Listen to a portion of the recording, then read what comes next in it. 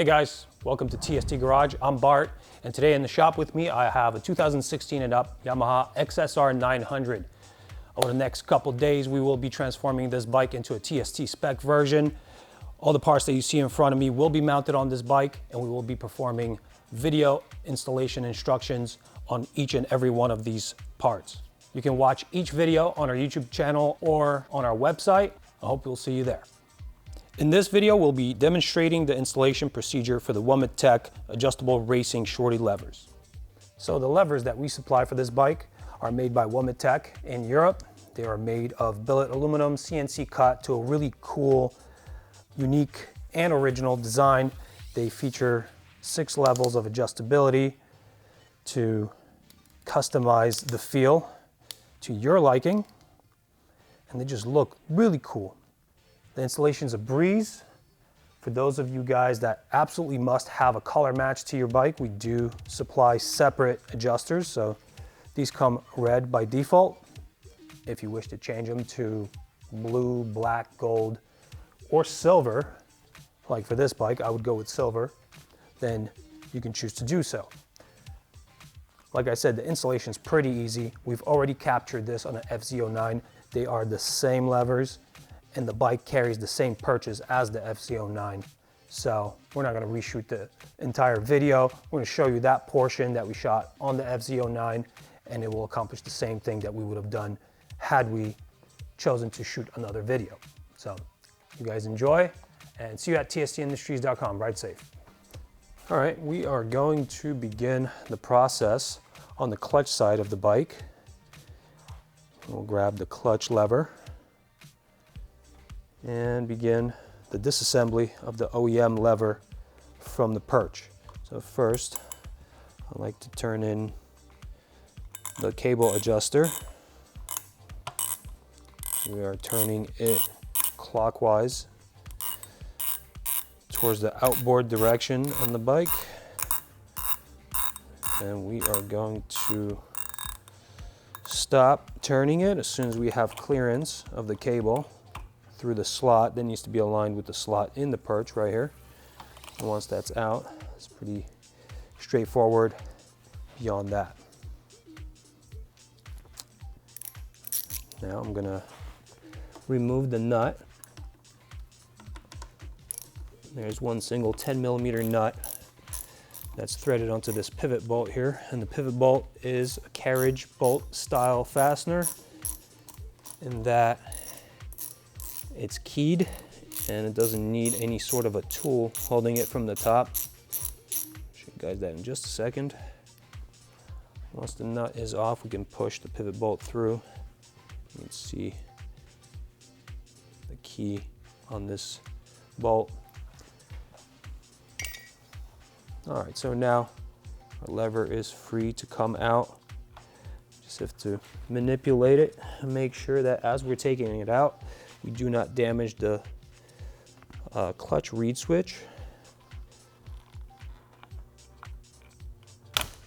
All right, now we'll just flip this lever over to extract the cable, just like that. And one more thing that needs to be done is this bearing that's pressed inside needs to be taken out. I just got it pressed out far enough so I could grab it by hand here. And I will take that out of this lever, put the lever to the side, going to grab a rag and clean off these surfaces. If your bike is brand new, technically don't need to do this, but if it's been in service for a little bit, you want to wipe off any grime that's collected on these bearing surfaces to ensure nice smooth action.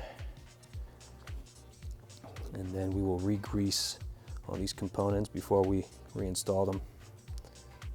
All right, so everything looks clean now.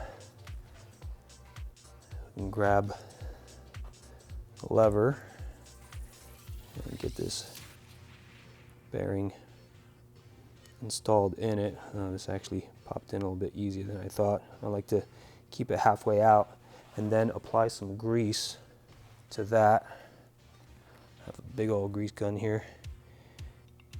I'm just going to apply a little bit to the outside of the bearing that will interface with the lever. Now I'm going to get some on the inside of that bearing.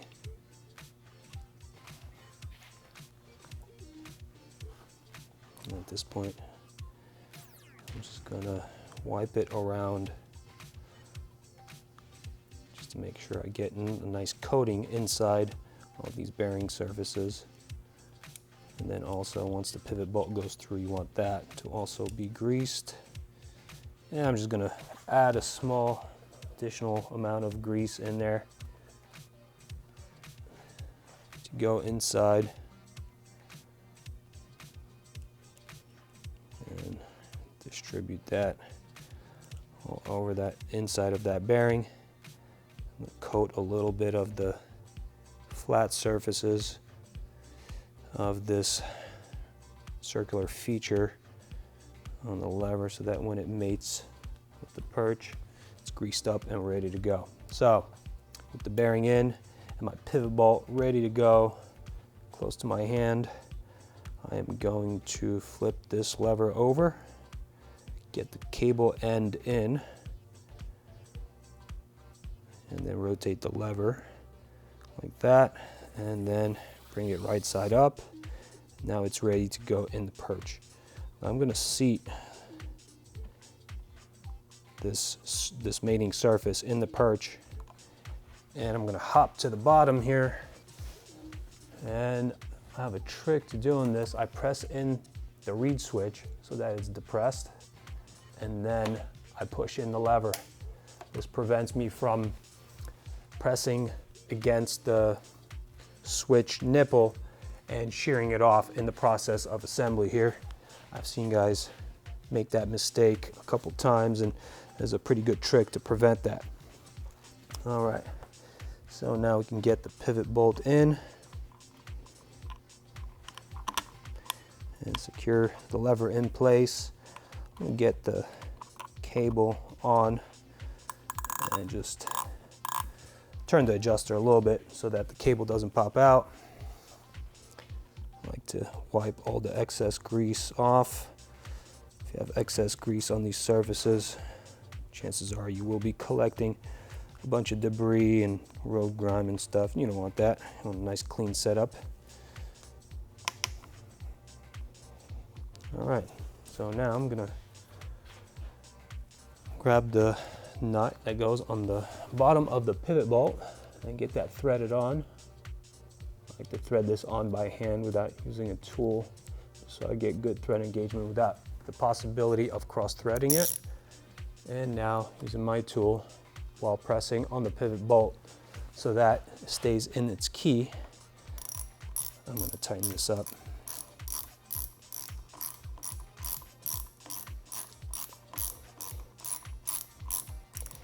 And the nut has a locking element to it, so once you get it engaged, it won't come off from road vibration. So you don't have to over tighten it. You want to make sure that you don't have any wobble here. Maybe I'll tighten it just a little bit more. Okay, that looks good to me. Now I'm gonna tighten up the cable.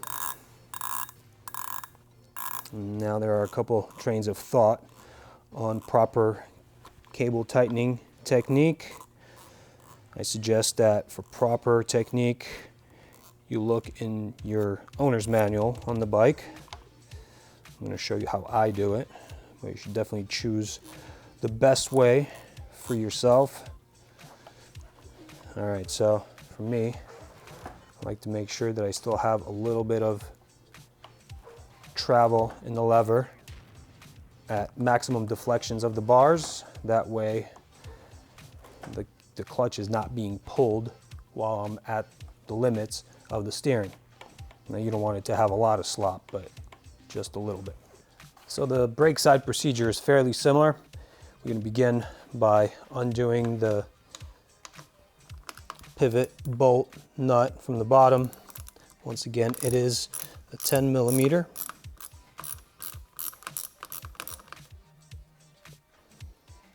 On this side of the bike, we have a slotted head pivot bolt instead of a carriage bolt, so we'll use a flathead screwdriver to extract that.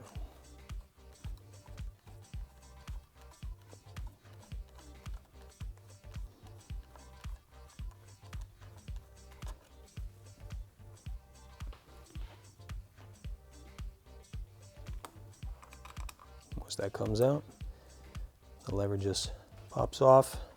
And we will put that to the side, grab our rag, and just like on the left side of the bike, we'll just clean off any old grimy grease, make room for some nice new fresh grease, get rid of debris from in here.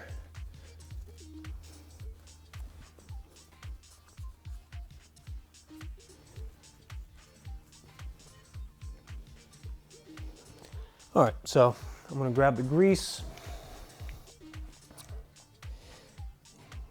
get the shoulder of this pivot bolt greased up, and also can put a little bit of grease on the flat surfaces that will be mating in the master cylinder.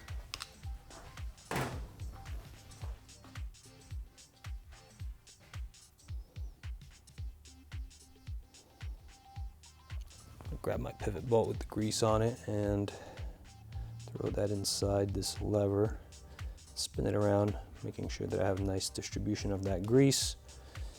And now we can begin fitting the new lever in the master cylinder. Now in this master cylinder, we have a brake reed switch here and the piston for the actual brake master here. So to make sure that everything engages properly, this lever has a little hole in here for this piston, so that needs to go in. There's a crucial step here. If that does not mate, if those two parts don't mate, you will not have brake action. And once we align that in there, it needs a little bit of pressure on the piston to align the hole in the lever and the hole in the mount in the master cylinder.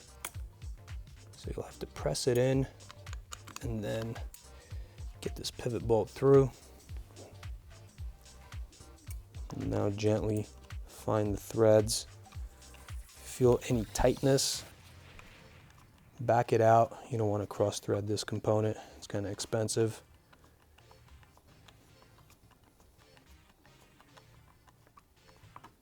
All right, just going to tighten it to the stop. Make sure that I have brake action. As you can hear, the brake reed switch is actually actuating. It's making a little clicking noise. And visual inspection of the piston for the master cylinder shows me that it's actually going in and out. So we're good to go here. I'm going to replace the nut on the bottom of this pivot bolt.